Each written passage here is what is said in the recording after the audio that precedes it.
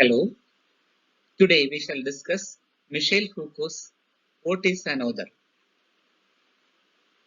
What is an Author is a lecture given by Michel Foucault on literary theory at Collège de France on 22nd February 1969. This lecture is a rethinking on the relationship between the author and the text.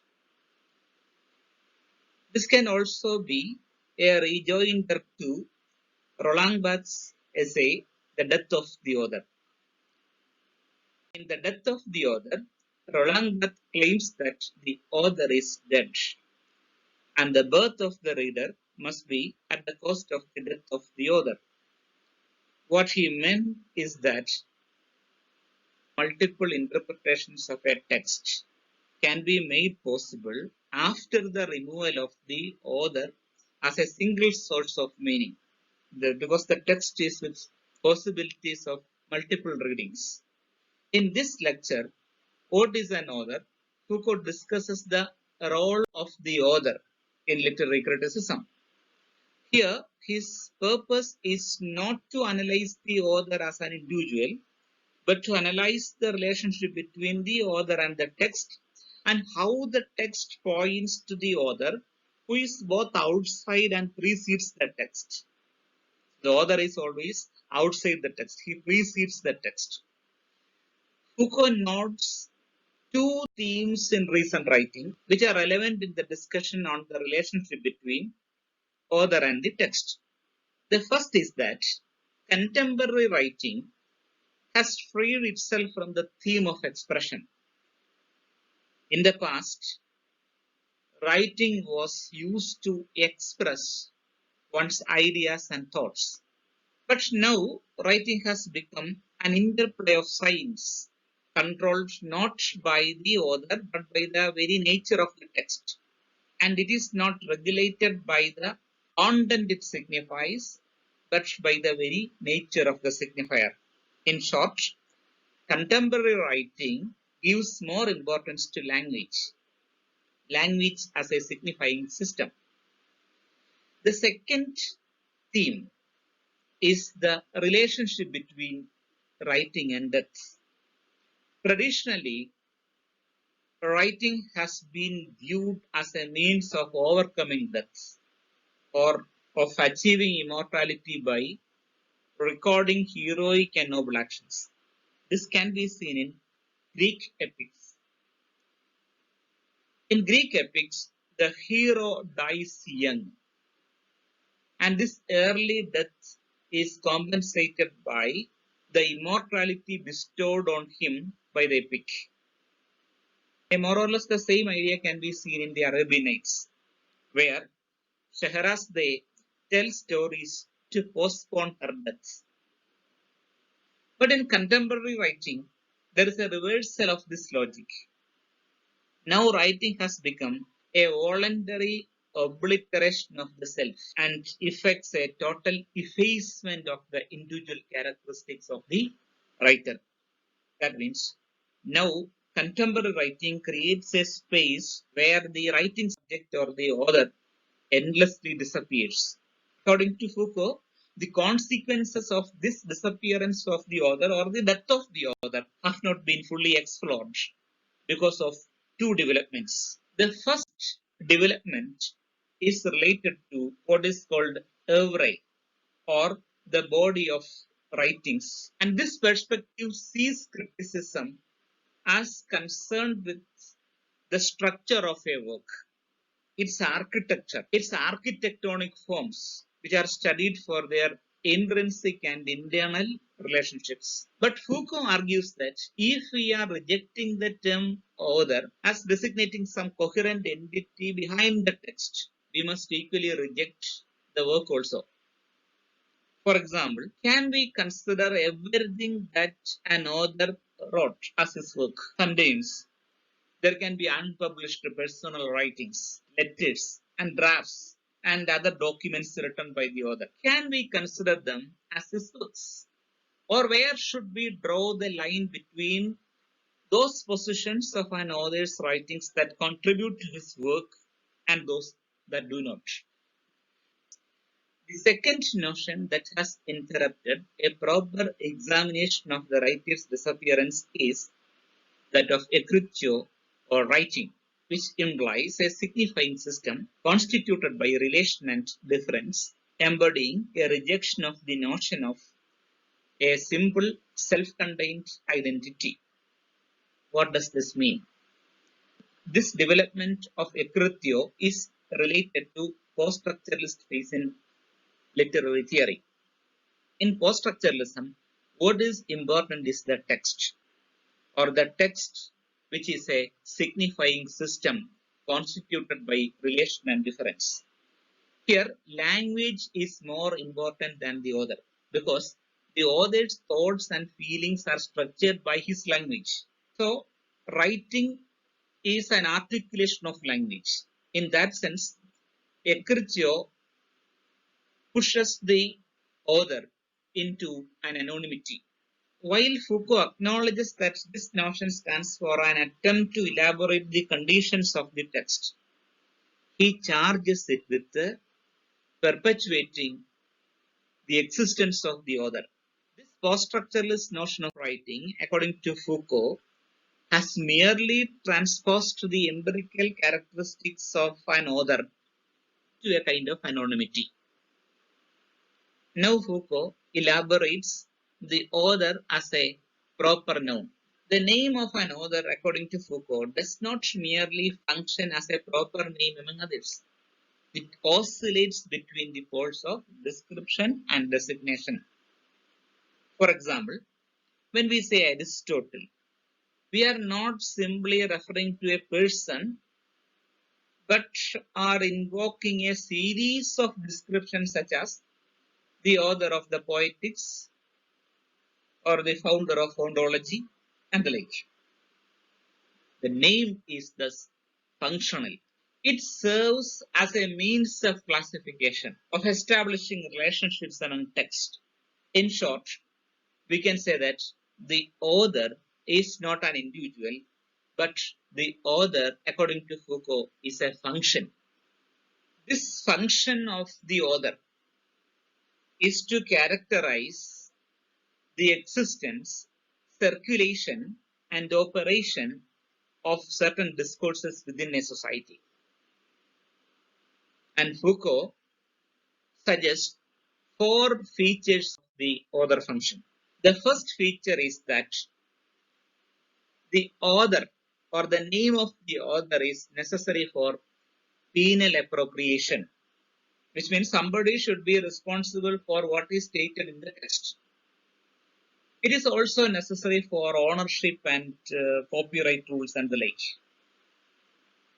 The second feature is that the author function is not universal or constant in all discourses. For example, in the medieval age, especially in Europe, scientific treatises were accepted only with the name of the author. And stories, folk tales, and epics were accepted without any consideration of the identity of their authors, or without the name of authors. But in the 17th and 18th centuries, a total reversal took place. That means, in the 17th and 18th centuries, scientific texts were accepted on the basis of their merits and their position, even without the name of the author. On the other hand, literary texts were accepted only if they bore the author's name. The third characteristic of the author function is that it is not spontaneous, but it is a complex operation whose purpose is to construct the rational identity we call author. It results from various cultural constructions in which we choose certain attributes of an individual as authorial attributes and dismiss others. Here Foucault quotes the example of Saint Jerome, an early translator of the Bible, And he had adopted a fourfold criteria for fixing the authorship of anonymous religious texts. The first criterion is that texts are eliminated from the list of works belonging to a particular author if they are markedly superior or inferior to other texts on the list. Hence, we can say that the author function is a label of a certain standard of quality. The second criterion is that a text is eliminated from the list of works belonging to a particular author when the ideas in that text contradict or conflict with the ideas presented in other texts. Thus, the author function is a conceptual or theoretical coherence. The author function denotes a field of conceptual or theoretical coherence.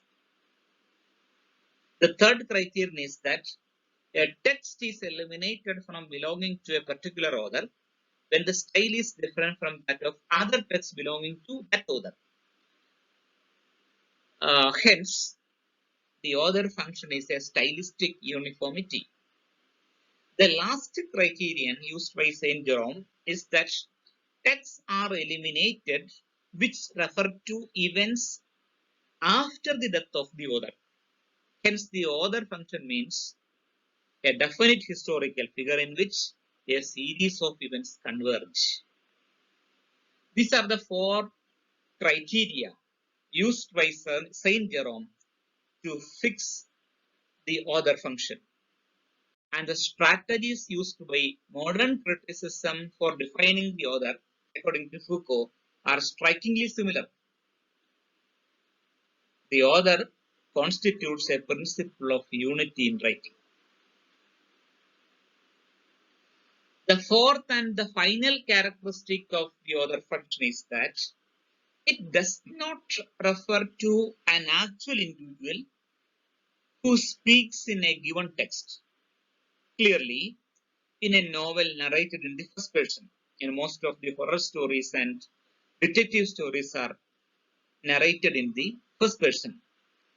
The I in the narrative need not refer directly to the writer, but to a second self or a fictional self. The author function arises out of the division and distance between these two selves.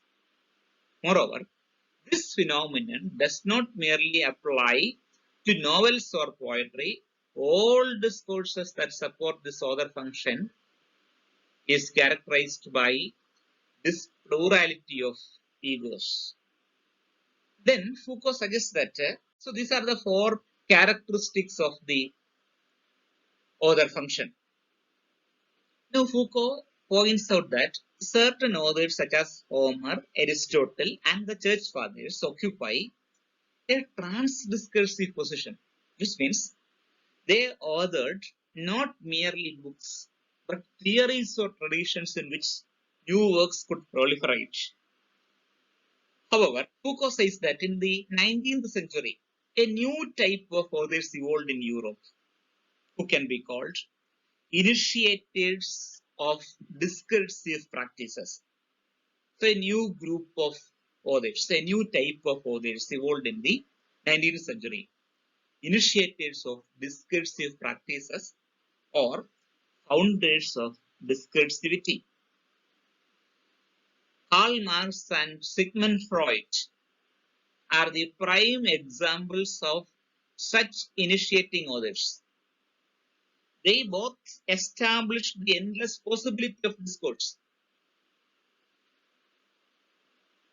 They not only introduced a number of concepts that could be adopted by future texts, but they also opened up a space for deviations from their own hypothesis. They are different from a novelist. A novelist is the author of his own work. But the theories of Marx and Freud can be applied to other fields. but a novel cannot be applied to other fields. For example, we can apply Marxist or psychoanalytical or Freudian theories to a novel like Sons and Lovers, but we cannot apply the novel to theories.